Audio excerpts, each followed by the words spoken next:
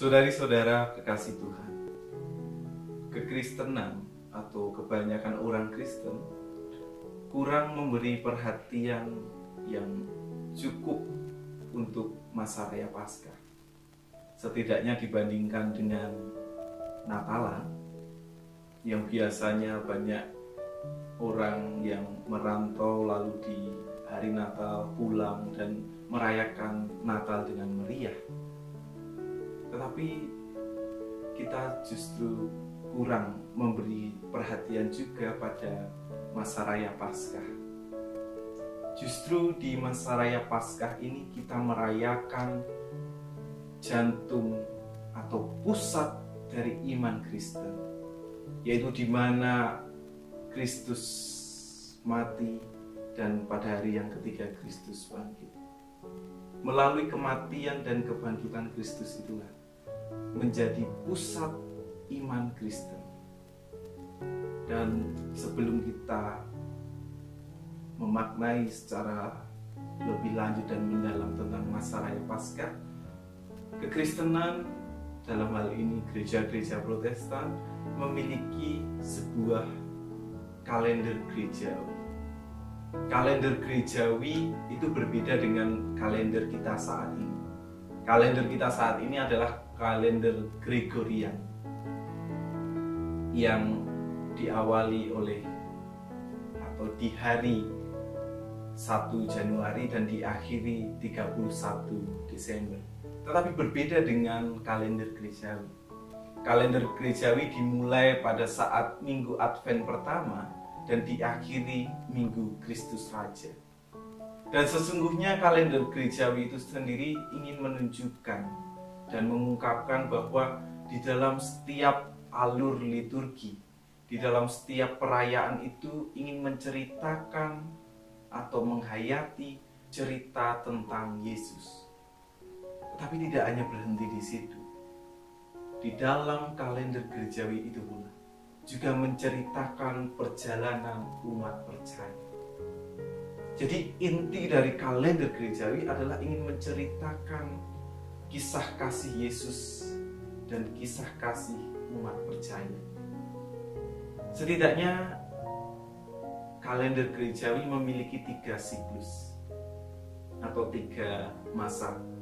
Pertama, masa raya Paskah yang diawali Rabu Abu, Minggu-minggu Prapaskah, Minggu Palmarum, Pekan Suci yang terdiri dari Kamis Putih, Jumat Agung, Sabtu Sunyi, Minggu Paskah, dan Minggu-minggu Paskah-Paskah. Lalu kenaikan Yesus Kristus ke surga dan Pentakosta. Dan yang kedua adalah masa raya Natal. Diawali Minggu Advent, malam Natal, hari Natalnya itu minggu-minggu setelah Natal, Tahun Baru, dan Minggu Epifani atau hari Epifani. Dan yang ketiga atau siklus yang ketiga adalah masa biasa atau minggu-minggu biasa. Setidaknya minggu-minggu biasa ini terdiri dari 2 fase. Fase pertama yaitu terhitung setelah Minggu Epifani dan Minggu Transfigurasi atau sebelum Rabu Abu. Dan fase yang kedua adalah dimulai atau diantarai pada setelah Minggu Tritunggal Kudus sampai pada Minggu Kristus Raja. Itu siklus kalender gerejawi. Lalu kita akan memaknai masa raya Paskah. Kekristenan sendiri merupakan atau dalam hal ini liturgi ibadah Kristen itu setidaknya dipengaruhi oleh warisan tradisi dari bangsa Yahudi. Dalam hal ini Paskah dalam Perjanjian Lama atau Paskah menurut bangsa Israel atau Yahudi dimaknai atau menjadi titik tolak dari Paskah kita saat ini.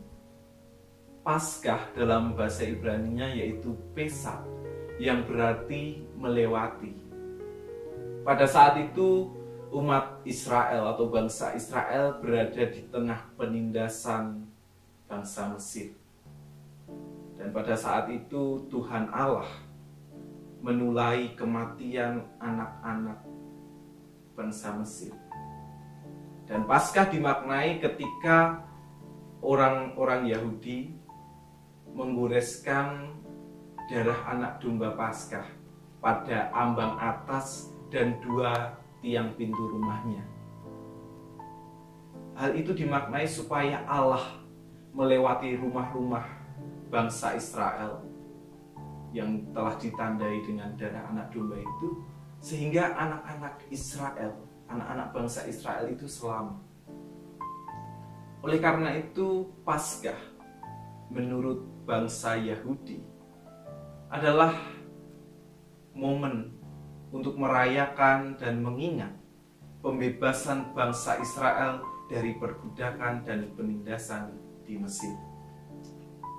Lalu lambat laun, sebelum Bait Allah runtuh pada tahun 70 Masehi, bangsa Israel merayakan Paskah dengan perjamuan keluarga, yang hidangan utamanya adalah daging domba Paskah. Perjamuan Paskah ini disebut seder dalam bahasa Ibrani-nya, yang bermakna perintah atau aturan.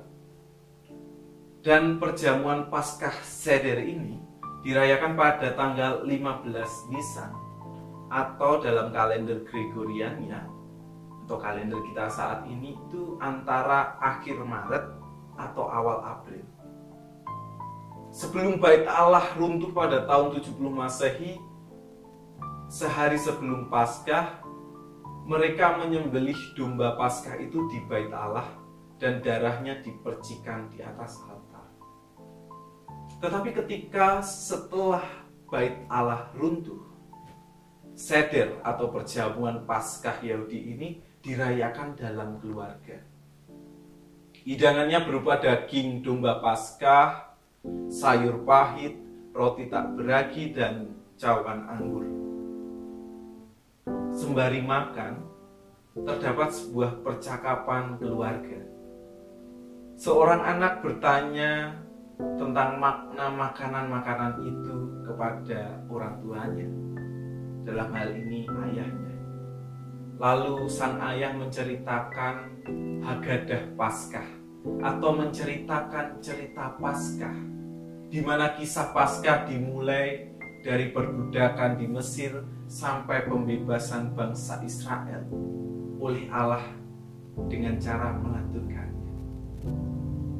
Lalu dalam Perjanjian Baru pada zaman Yesus, perjamuan Paskah tidak lagi memakan daging domba Paskah, karena Yesus sendirilah yang menjadi sang anak domba Paskah yang dikorbankan itu. Dalam perjamuannya, Yesus dengan para murid menjadi dasar perjamuan kudus bagi gereja saat ini, bagi gereja-gereja masa kini. Sehingga Paskah dimaknai sebagai pembebasan dari kuasa dosa melalui penderitaan, kematian, dan kebangkitan Yesus Kristus. Itulah inti iman Kristen. Di hari Paskah, ketika kita boleh mengenang, menghayati, dan menghidupi iman akan Kristus yang mati dan bangkit itu. Dan seiring berjalannya waktu, pada abad keempat, dimulai pada abad keempat, masa raya Paskah dan pemaknaannya ini berkembang. Dimulai dari Rabu Abu dan diakhiri pada Pentakosta. Pada Rabu Abu, umat memasuki masa pertobatan, di mana Rabu Abu adalah 40 hari sebelum hari Paskah. Dalam hal ini hari Minggu tidak dihitung. Dan angka 40 itu sendiri memiliki makna rohani atau makna spiritualitasnya. Ingatlah bahwa Musa, dia puasa 40 hari 40 malam sebelum menerima 10 hukum Tuhan. Dan juga Elia, ketika ia harus berpuasa 40 hari 40 malam sebelum Allah menjumpainya di atas gunung ketika hidupnya diancam oleh Izebel. Dan ingatlah, Yesus Kristus berpuasa 40 hari 40 malam sebelum ia memulai karya pelayanannya. Dan bagi bangsa Israel, abu itu melambangkan kefanaan manusia, penyesalan diri dan pertobatan. Dan hal ini dilakukan dengan cara menggoreskan abu di atas kepala sendiri. Kurang lebihnya formulasi yang dikatakan adalah bertobatlah dan percayalah kepada Kristus. Lalu dilanjutkan pada Minggu Prapaskah pertama, sering disebut sebagai Minggu Info Kabit, yang berarti berseru atau memandu. Bila ia berseru kepadaku, aku akan menjawab. Pada minggu ini umat diundang untuk tetap setia dan berseru untuk memohon pertolongan Tuhan di tengah gumul juang hidupnya. Lalu dilanjutkan pada Minggu Prapaskah kedua, yang sering disebut sebagai Minggu Reminiscere, yang berarti mengingat. Ingatlah segala rahmat-Mu dan kasih-Mu ya Tuhan. Pada minggu ini umat diundang untuk mengarahkan hidupnya kepada Tuhan dan mengingat bahwa hidupnya adalah rahmat dari Tuhan. Lalu dilanjutkan pada Minggu Prapaskah ketiga, atau Minggu Osuli, yang berarti mata. Mataku terarah kepada Tuhan. Pada minggu ini umat diundang untuk melihat kembali hidupnya dalam kesadaran akan hukum Tuhan dan teladan Kristus. Dan dilanjutkan pada Minggu Prapaskah keempat, atau sering disebut sebagai Minggu Laeteri, yang berarti bersukacita. Bersukacitalah bersama-sama Yerusalem. Pada minggu ini umat diundang untuk turut bersukacita atas karya Kristus di dalam sepanjang sejarah dunia. Dan dilanjutkan pada Minggu Prapaskah kelima, yang sering disebut sebagai Minggu Judika atau Minggu Pasio. Judika yang berarti hakim atau keadilan, dan Pasio yang berarti sengsara. Berilah keadilan kepadaku ya Tuhan. Pada minggu ini umat diundang untuk mengingat penderitaan Kristus dan dunia karena ketidakadilan, sehingga memohon keadilan Tuhan untuk hadir dan terejawantahkan di dunia. Dan dilanjutkan pada Minggu Pamaru, umat diundang untuk menghayati peristiwa Yesus ketika memasuki kota Yerusalem, ketika ia naik keledai dan umat mengayunkan daun palma atau daun palem. Daun palem sendiri melambangkan perdamaian, kehidupan, kemenangan, dan pengharapan akan pertolongan Tuhan. Pada saat itu, umat menyerukan Hosana, selamatkanlah kami. Kata Hosana sendiri diambil dari elaborasi Mazmur 118 ayat 25, ya Tuhan, berilah kiranya keselamatan. Hosana terdiri dari dua kata, yaitu yasa, yang berarti membebaskan atau menyelamatkan, dan ana, yang berarti memohon atau meminta. Jadi Hosana adalah ungkapan bahwa kami mohon selamatkanlah kami, kami mohon bebaskanlah kami. Lalu dilanjutkan pada Kamis Putih. Ini sudah memasuki pekan suci. Kamis Putih menjadi pemaknaan bahwa umat diundang untuk mengindahkan perintah Yesus kepada para murid untuk saling mengasihi, atau mandatum novum, yang berarti perintah baru.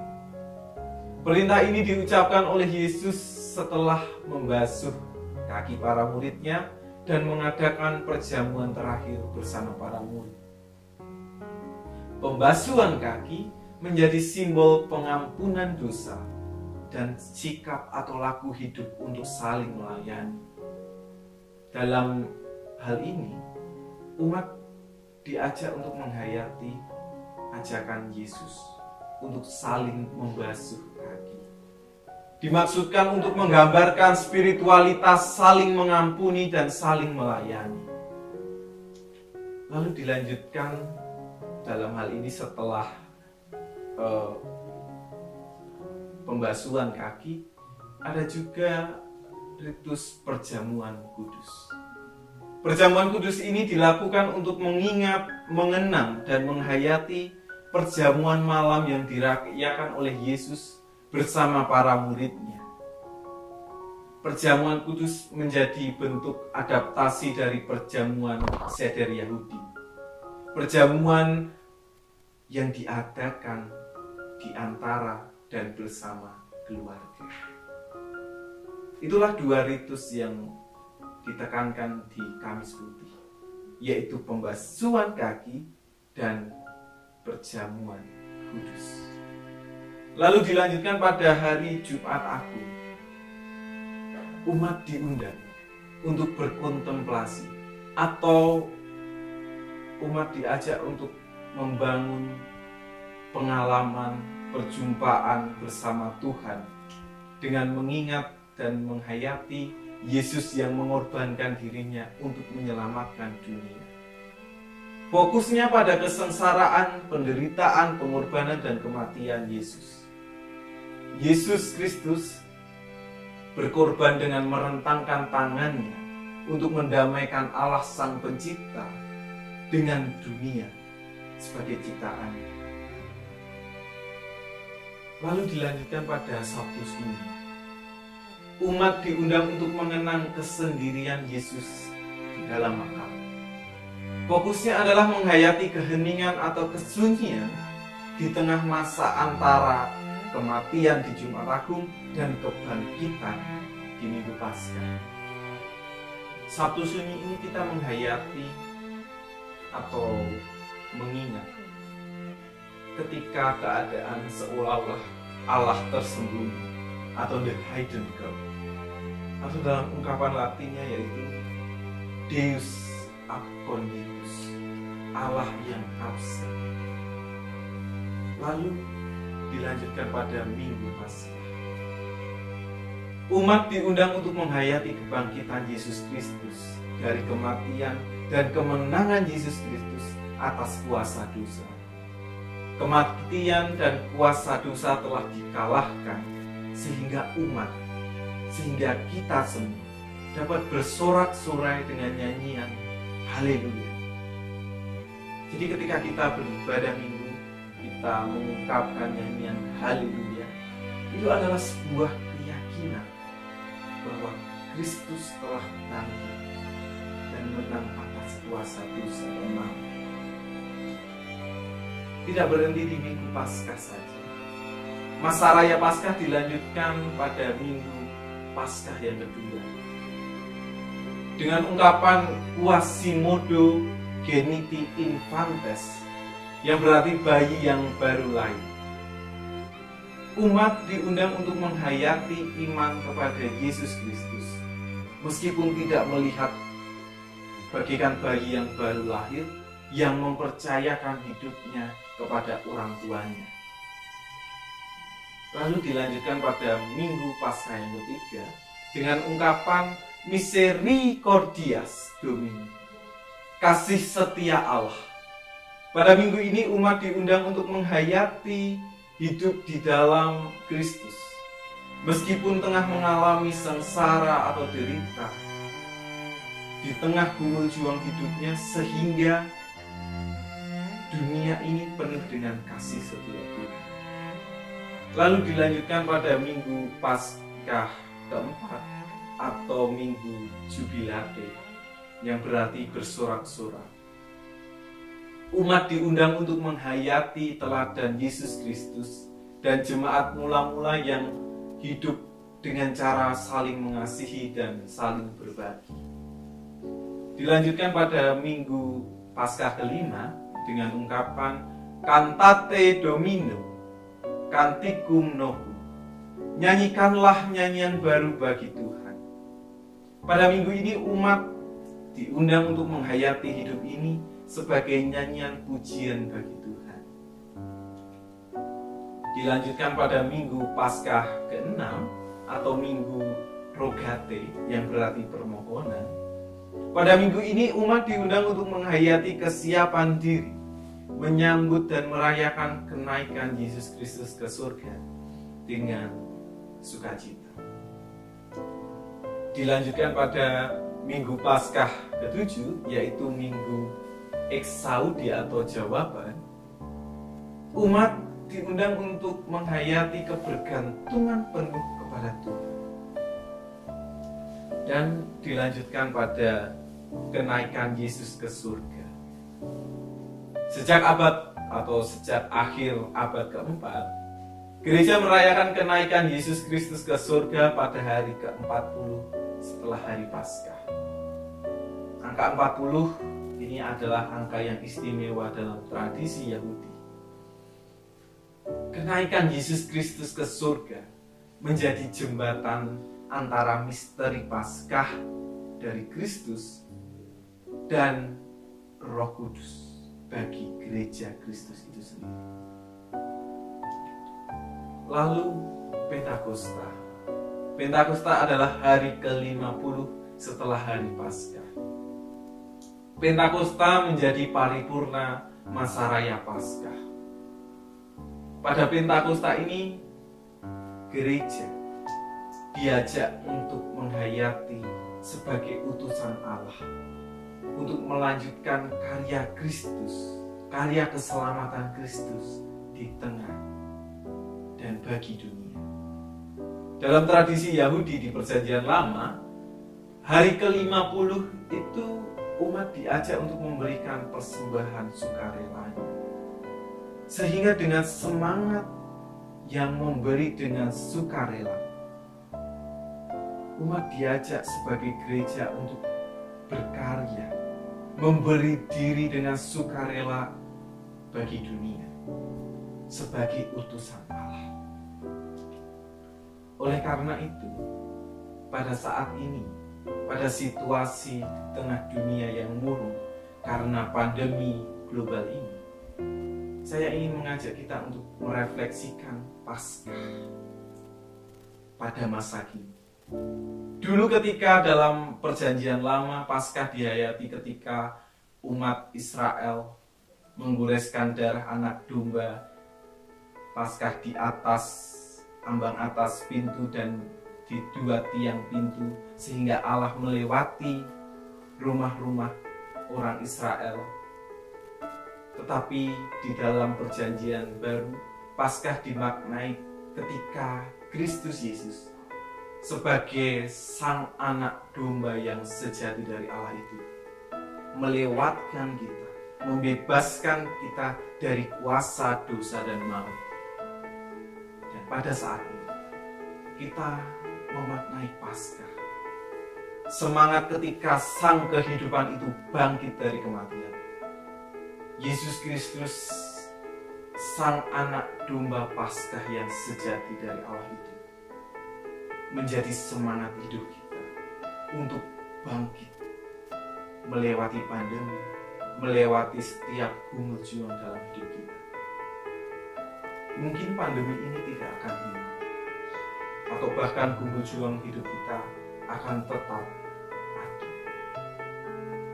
Tetapi akan berbeda ketika kita memiliki semangat hidup yang adalah Kristus Yesus itu sendiri, yang membangkitkan kita dan memampukan kita untuk melewati pandemi dan setiap tapak pejuang hidup kita. Selamat merayakan masa raya Paskah. dengan semangat dari Sang Anak Dua Allah yang sejati. Berkat Tuhan kiranya beserta kita semua.